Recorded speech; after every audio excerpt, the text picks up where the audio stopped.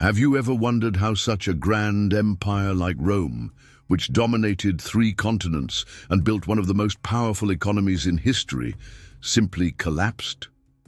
For centuries, the Roman Empire amassed unimaginable wealth, expanding its borders and creating a trade system that seemed unshakable.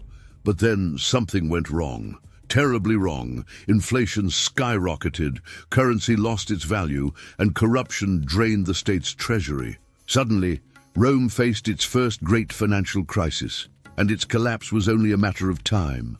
What caused this downfall? How did such a strong empire fall into economic decline? In today's video, you'll uncover the secrets of the Roman Empire's economy, understand the mistakes that led to its destruction, and see how these lessons remain relevant even today. But before we dive into this incredible story, make sure you're subscribed to our channel and turn on notifications so you don't miss any of our videos full of historical curiosities about ancient Rome. And so, how did Rome transform from a small agricultural village into such a powerful urban center? Let's go back to the very beginning to understand the seeds of this empire. The seeds of an agricultural empire. At first, Rome was just a modest city, surrounded by villages and small rural properties. The economy revolved around subsistence farming, focused on products like grains, olives, and grapes. These crops not only fed the local population, but also served as the foundation for valuable trade goods, such as olive oil and wine. The fertility of the Italian peninsula and the ingenuity of the Roman people allowed for the gradual expansion of agriculture. Families passed down knowledge from generation to generation, improving farming techniques to increase production. In this context, small markets began emerging in nearby villages where surplus agricultural goods were exchanged or sold, planting the first seeds of what would later become a sophisticated trade system. However, the real economic leap came when Rome began its military campaigns of conquest, acquiring new lands and slaves. Slave labor, in particular, transformed productivity, enabling farms to increase their plantations exponentially. But while advantageous in the beginning, this strategy would lead to serious social and economic problems in the centuries to come.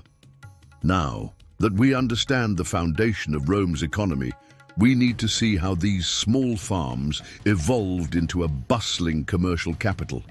That's exactly what we'll explore next. How did a city that started out so rural managed to become such a vibrant hub of trade and production? Get ready to discover the commercial rise of Rome. The rise of a vibrant commercial hub. As Rome grew in size and population, urbanization became more intense.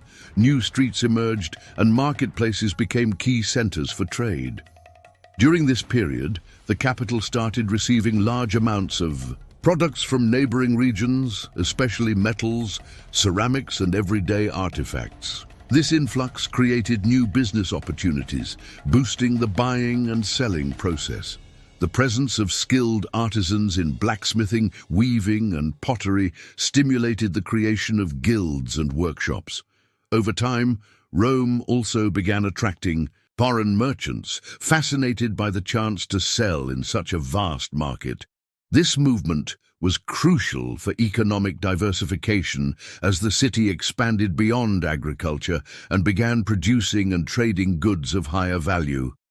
By conquering wealthier and more stable regions, the Roman state was able to invest in public works, further fueling commercial activity. Ports, paved roads, and monumental structures were built, solidifying Rome as the beating heart of an empire.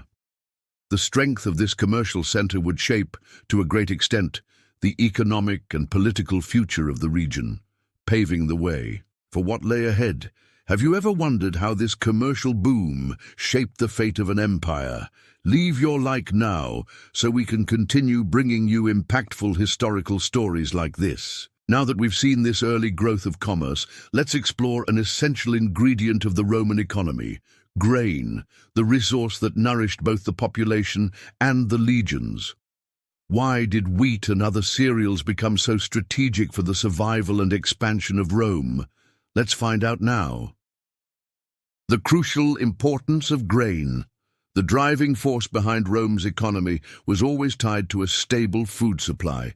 Wheat, in particular, was the white gold that ensured daily bread for millions. Food security had a direct impact on both the well-being of the population and political stability, because when food became scarce, riots and uprisings soon followed.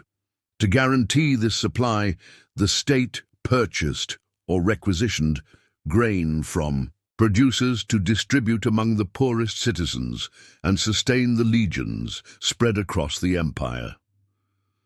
This government subsidy, known as annona, became a fundamental policy as it secured public support for rulers. However, it also created a dangerous dependency, as the more grain that entered the system, the more the population and the army expected a steady supply.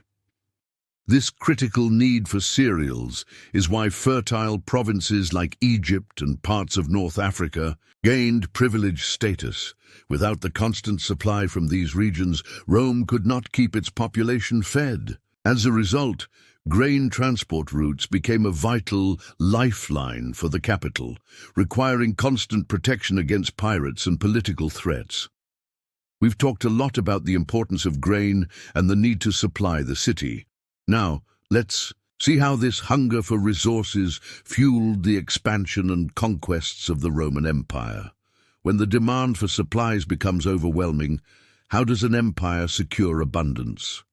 It's time to explore Rome's hunger for expansion. The hunger for territorial expansion.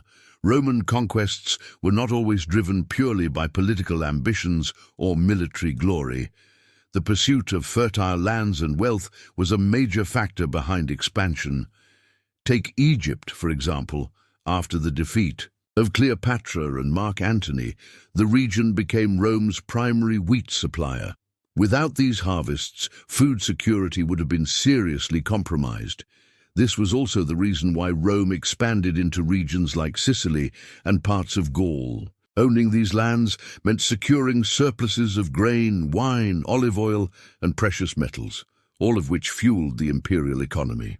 However, as Rome grew, so did its responsibilities, defending borders, constructing roads and ports, and managing the increasing bureaucratic complexity of new provinces.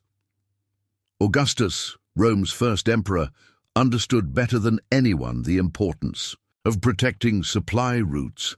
That's why he reorganized the army and navy, ensuring the safety of land and sea trade lines.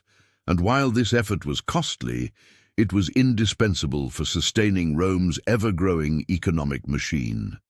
Did you already know this intriguing detail? Leave a comment and share your thoughts. Having seen how Rome expanded its domains to sustain its citizens and soldiers, let's now explore the places where all this wealth was traded and displayed. The grand markets. How did these markets actually work, and why did Trajan stand out in building Rome's largest commercial center? Let's find out now. The great markets and Trajan's shopping center. One of the greatest achievements in Roman engineering and commerce was Trajan's market, built around 112 AD. Located in Rome, this massive complex was more than just a marketplace. It housed administrative buildings, shops, and storage facilities, functioning as a self-sustaining commercial city within the capital. Many consider it the world's first shopping center, as it had multiple sections offering everything from fine textiles to exotic spices. Trajan's decision to invest in such a monumental marketplace was no coincidence. Under his reign, the Roman Empire reached its greatest territorial extent, bringing all kinds of exotic goods into Rome: silks from the East, ivory and animals from Africa, precious stones from Asia. This influx of products made markets vibrant, places where citizens, merchants, and even foreigners mingled. Beyond being a hub for buying and selling, the market was a showroom for Rome's imperial power. Walking through Trajan's market was like witnessing the splendor and wealth of the empire firsthand. Banks, administrative offices, and even currency exchange stalls operated here, managing wealth from all over the world, further proving how the Roman economy was becoming more sophisticated. If the markets were the city's beating heart, the roads were the veins that transported all this prosperity. Let's now explore the famous Roman roads, a groundbreaking engineering feat. What techniques made Roman roads so durable and efficient? And how did they contribute to trade? Let's find out next. The Roman roads, the veins of the empire, built with layers of stone, sand, and gravel. Roman roads were so well engineered that many are still in use today, over 2,000 years later. Beyond their military purpose, these roads were essential for trade, making it easier for carts, pack animals, and travelers to move across the empire. Along these routes, villages, inns, and markets sprang up, stimulating trade and increasing the circulation of money. The key to their success lay in their solidity and strategic planning, connecting major administrative and commercial hubs. Cities like Pompeii, Herculaneum, and even distant settlements in Britannia were linked by this vast road network.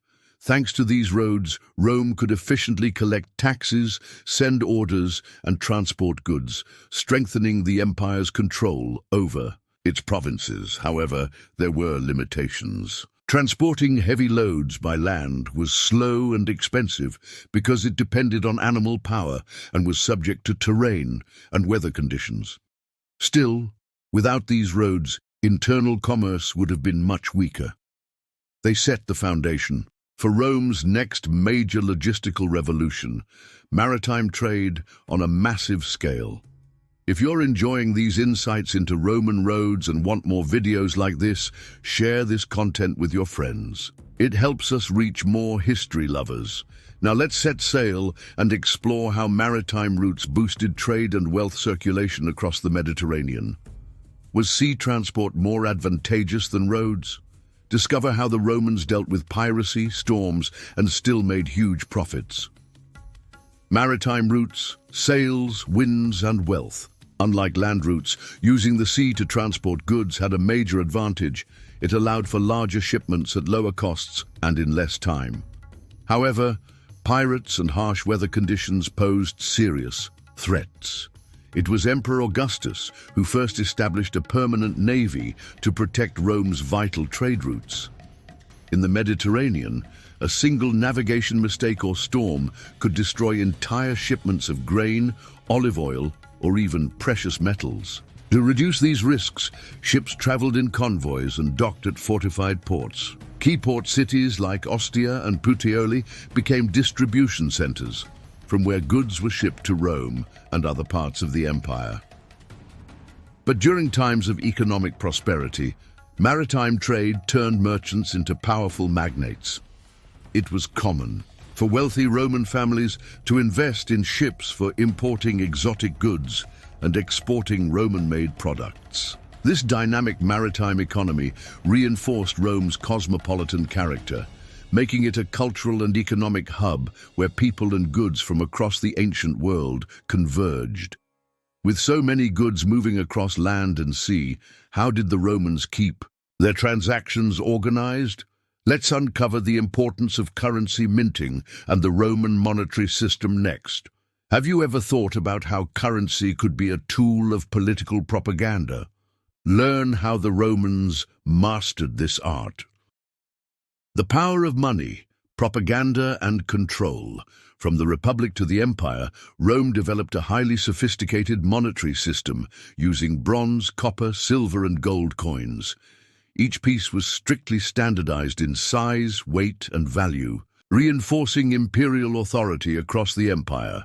But more than just currency, Roman coins served as propaganda tools, featuring images of emperors, victorious battles, and political messages.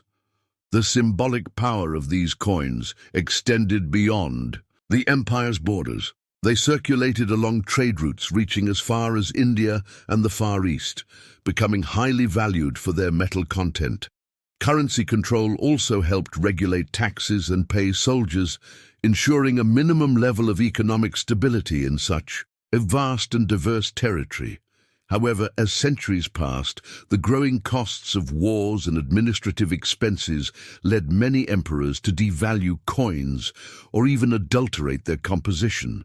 This caused inflation, impacting both small merchants and large commercial transactions. The once strong monetary system began to show cracks, signaling the economic struggles ahead. If this topic fascinates you, don't forget to like this video and comment on which Roman coin you'd love to have in your collection.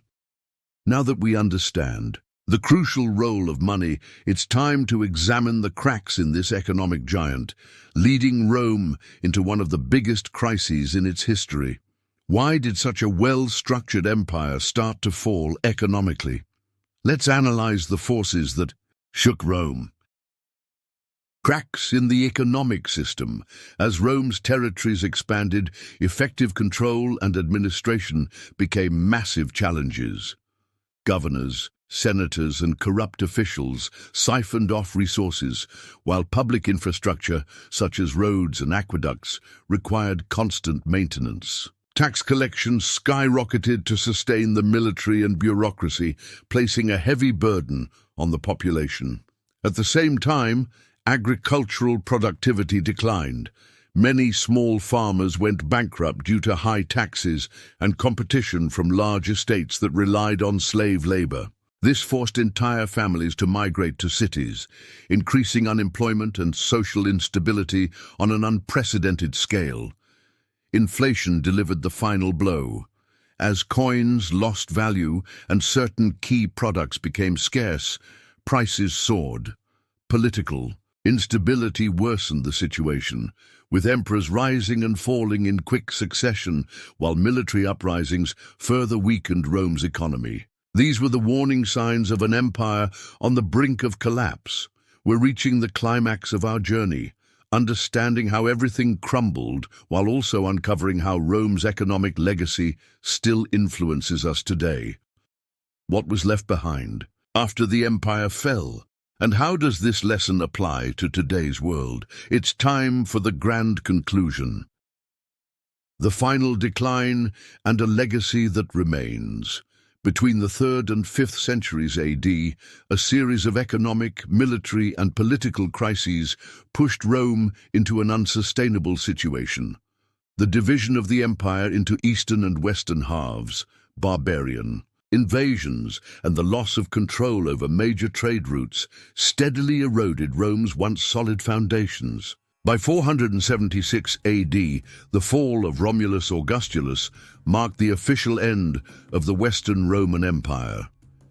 However, Rome's economic legacy did not disappear. Many Roman roads remained in use. The legal system influenced the formation of European states, and the idea of standardized currency became essential for later civilizations. Even concepts like border control and the importance of global trade routes have their origins in the Roman economic model. We can say that the Roman economy was one of history's greatest experiments, proving both the limitless potential of an interconnected empire and the dangers of concentrating too much power in a single center. Its lessons in administration, infrastructure, and logistics still apply today, whether to understand the present or shape the future, reinforcing how history always offers valuable insights. If you enjoyed this journey through time and want more fascinating stories, subscribe to the channel, leave a like, and share this video with your friends. Thank you for watching, and we'll see you in the next video on ancient Rome and the Roman Empire.